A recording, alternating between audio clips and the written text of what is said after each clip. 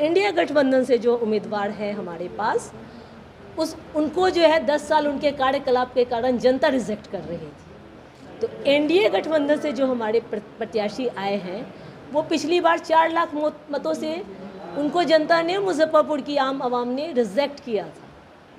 एक बहुत मुख्य बिंदु है, लोकतंत्र पे खतरा है, हमारे अधिकारों का हनन होने जा रहा है। मुजफ्फरपुर संसदीय क्षेत्र से स्वतंत्र प्रत्याशी के रूप में चुनाव लड़ रही जानी मानी सामाजिक कार्यकर्ता नीलिमा कुमारी उर्फ नीलिमा अडिग ने मुजफ्फरपुर को आर्थिक समृद्धि देकर इसे बिहार की आर्थिक राजधानी के रूप में विकसित करने का वादा मुजफ्फरपुर की जनता से किया है। नीलिमा कुमारी पिछड़ा वर्ग से आती है और उन्होंने पिछले 2 दशकों से सामाजिक कार्यकर्ता एवं मानवाधिकार कार्यकर्ता के रूप में जनसेवा की है। बुधवार को मुजफ्फरपुर से निर्दलीय प्रत्याशी नीलिमा कुमारी ने प्रेस कॉन्फ्रेंस कर एनडीए और इंडिया के उम्मीदवारों पर जमकर आरोप लगाया।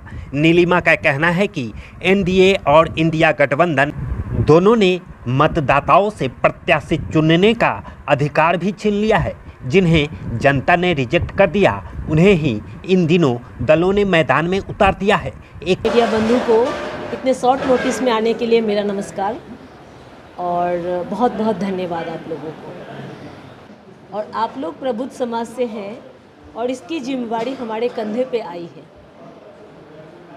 ये मुद्दा जो है चुनाव लड़ने का मुद्दा नहीं है, ये मुद्दा जो है जनता को उसके अधिकार दिलाने का मुद्दा है।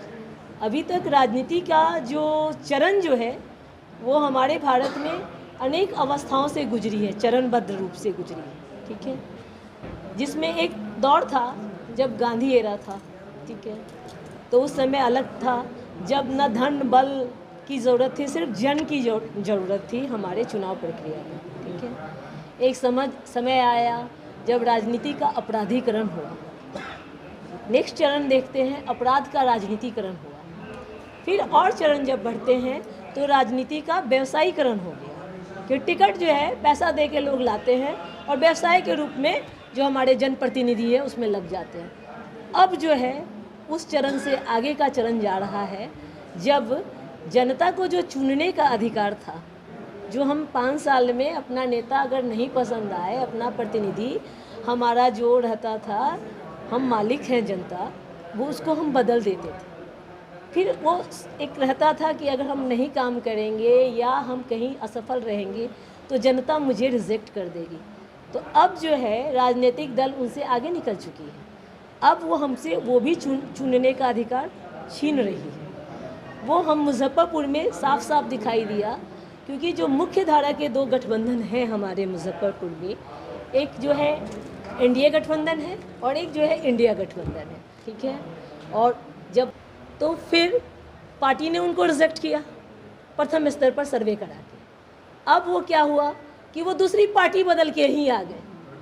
क्या इंडिया गठबंधन के पास अपना कोई कैंडिडेट नहीं था, या एनडीए गठबंधन के पास उनका कोई कार्यकर्ता नहीं था पार्टी में, जो 10 सालों से उन्होंने ऑब्जर्व नहीं किया कि किनको उम्मीदवार बनाए जो हमारे क्षेत्र का सर्वांगीण विकास कर सके, क्षेत्र की देखभाल कर सके।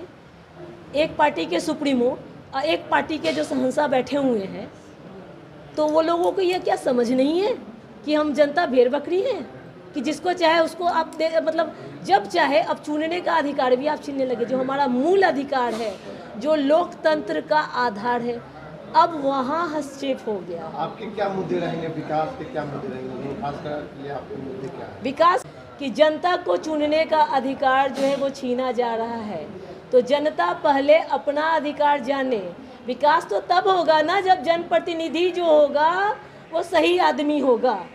जब तक वो सही नहीं होगा, सरकार किसी की भी हो, सरकार की योजनाओं को कार्यान्वित करने का दायित्व जो है वो जनप्रतिनिधि पर है, न कि कोई किसी भी पार्टी के जो है शीर्ष नेतृत्व एक क्षेत्र को देखने नहीं आएंगे। आपका जनप्रतिनिधि अगर शिक्षित और समझदार नहीं हुआ, संवेदनशील नहीं हुआ, तो वो क्या फिर आपकी समस्याओं को दूर कर पाएगा। तो मेरी पहली प्राथमिकता जनता को उसका अधिकार दिलाना है कि आप अपना नेता खुद चुनें। जैसे आप मुखिया चुनते हैं, जैसे आप नगर परिषद के सदस्य चुनते हैं, नगर निगम के सदस्य चुनते हैं, जैसे आप मेयर चुनते हैं, वैसे अपना प्रतिनिधि खुद खड़ा करें। किसी